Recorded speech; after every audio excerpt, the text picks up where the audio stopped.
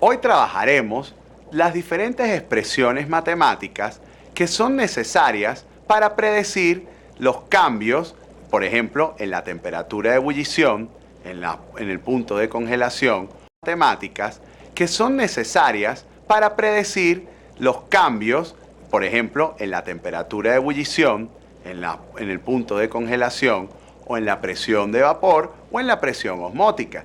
Trabajaremos varios ejemplos que seguro te ayudarán a predecir los cambios ocurridos por las propiedades coligativas. Sé entonces tú bienvenido a otro capítulo de la química en tu vida.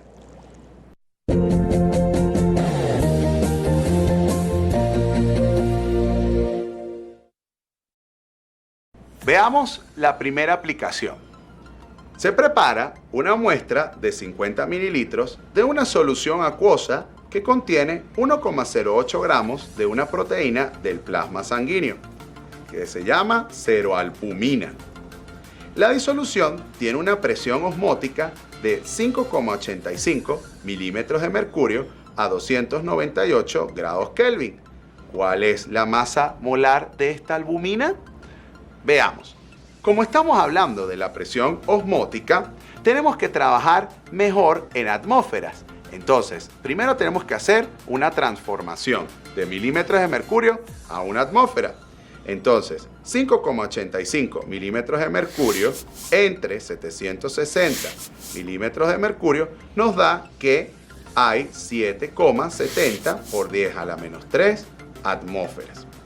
Luego, sabemos que en términos de presión osmótica, podemos decir que la expresión matemática es pi igual a la masa entre la molaridad por R por la temperatura entre el volumen.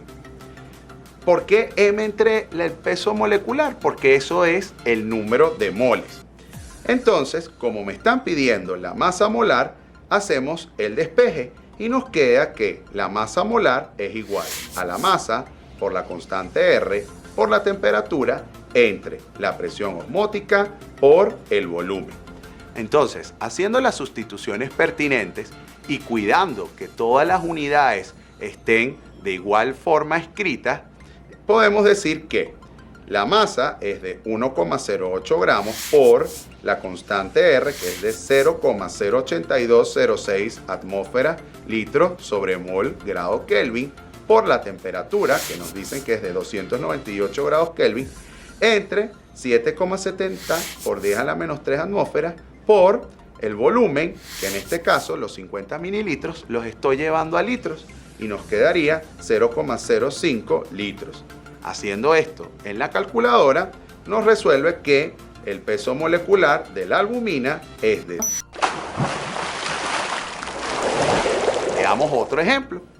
La presión de vapor sobre el agua pura a 120 grados centígrados es de 1480 milímetros de mercurio.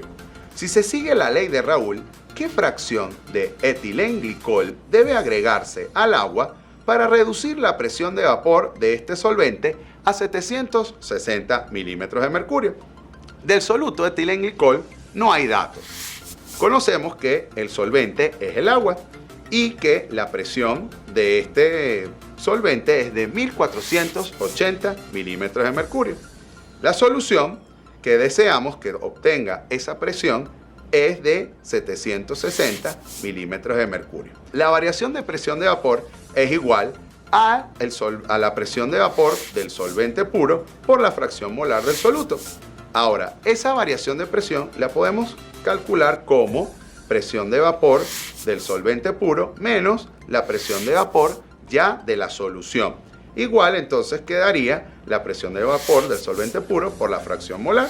Despejando la fracción molar del soluto, porque uno desea hallar la cantidad de etilenglicol que debemos agregar, entonces tenemos que la fracción queda PA0 menos PA entre PA0, siendo PA0 la presión parcial del solvente puro. Haciendo las sustituciones pertinentes, 1480 milímetros de mercurio menos 760 milímetros de mercurio entre 1480 milímetros de mercurio nos queda 0,49. Bien, Veamos otro ejemplo de aplicación de las propiedades coligativas. ¿Qué concentración molar de la sacarosa en agua se necesita para elevar su punto de ebullición en 1.3 grados centígrados? Sabemos que la constante ebulloscópica del agua es de 0,52 grados centígrados entre molar y la temperatura de ebullición del agua es de 100 grados centígrados. Bien, del soluto sacarosa no tenemos datos. Del solvente del agua sí conocemos la constante ebulloscópica de 0,52 grados centígrados molar y la temperatura de ebullición que es de 100 grados centígrados. Sabemos que la variación de la temperatura de ebullición ha sido de 1,3 grados centígrados. Si sabemos que la variación de la temperatura de ebullición es igual a la temperatura de ebullición menos la temperatura de ebullición del solvente puro, entonces podemos decir que con la ecuación 2, que es la variación de la temperatura de ebullición igual a la constante ebulloscópica por m, entonces hallamos primero cuál es la concentración molar que necesita. Entonces queda delta TB entre KE, que es la constante ebulloscópica, igual a 1,3 grados centígrados entre 0,52 grados, eso me queda 2,5 molar.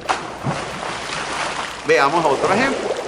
Calcular el punto de congelación de una solución de 100 gramos de anticongelante etilenglicol en 900 gramos de agua, cuya constante crioscópica es de 1,86 grados centígrados molar. Como conocemos que la fórmula del etilenglicol es de C2H6O2, podemos decir que la masa molar entonces es de 62 gramos sobre mol. Luego el solvente del agua es igual a 900 gramos la masa. La temperatura del solvente agua puro es de 0 grados centígrados y la constante crioscópica es de 1,86 grados centígrados sobre molar. Entonces, la variación de la temperatura normalmente es el solvente puro, la temperatura del solvente puro menos la temperatura de congelación de la solución. Y además, por la ley de Raoult, conocemos que la variación de temperatura de congelación es igual a la constante crioscópica por la concentración en términos molares. Determinamos el número de moles que hay en la solución, ya que conocemos la cantidad de soluto de etilenglicol y su masa molecular. 100 gramos entre el peso molecular nos da 1,61 moles. Entonces, como conocemos también la cantidad de solvente agua, podemos trabajar también con el cálculo de la molaridad. Entonces, como conocemos ya el número de moles, 1,61 moles entre 0,9 kilogramos, porque recuerden que la molaridad hay que expresarla en kilogramos, entonces los 900 gramos los llevamos a kilogramos. Nos queda que la concentración es de 1,79 molar. Luego, conociendo entonces que la variación de la temperatura de congelación es de la constante crioscópica por la concentración molar, haciendo las sustituciones pertinentes, decimos que 1,86 grados centígrados molar por 1,79 molar nos va a dar una variación de la temperatura de congelación de 3,33 grados centígrados. Ahora, como yo quiero calcular el nuevo punto de congelación, gracias al añadir este soluto de etilenglicol, entonces, bueno, conocemos que la variación de temperatura de congelación es igual al solvente puro en su temperatura menos la temperatura ya de la solución. Haciendo las sustituciones pertinentes, despejamos la temperatura de congelación ya de la solución con el soluto añadido, quedándonos que la solución de la temperatura de congelación es de menos 3,33 grados centígrados. Acabamos de ver diferentes aplicaciones de todas las expresiones matemáticas que describen los cambios que ocurren gracias a las famosas propiedades coligativas. Viste que pudimos predecir, por ejemplo, una temperatura de ebullición o una temperatura de congelación, o también predecir cuántos moles de soluto son necesarios para lograr alcanzar una determinada concentración y que logremos modificar las propiedades coligativas a nuestro antojo.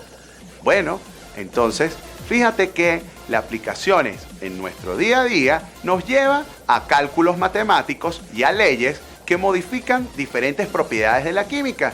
Entonces, recuerda que la química reacciona contigo.